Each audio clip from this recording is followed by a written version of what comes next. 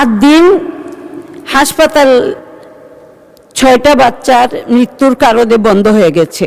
আমাদের দেশে অ্যাক্সিডেন্টের মৃত্যু যদি বলেন, ওইটার যদি হিসাব হয় আমার মতে, তাহলে প্রত্যেকটা লাইসেন্সধারী মানুষের লাইসেন্স বাতিল করা উচিত। 8 দিন হাসপাতাল 6টা বাচ্চার মৃত্যুর কারণে বন্ধ হয়ে গেছে, এটা আপনারা করতেই পারেন, এইখানে আমাদের কোনো সমস্যা নাই।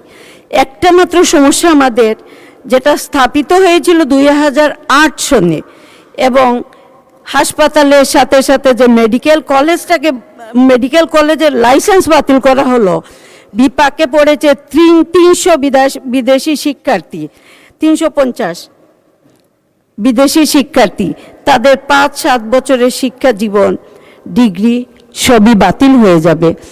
আপনারা একটু সফট কর্নার নিয়ে এইটাকে একটু চিন্তা করবেন, কলেজের দোষটা কি ছিল?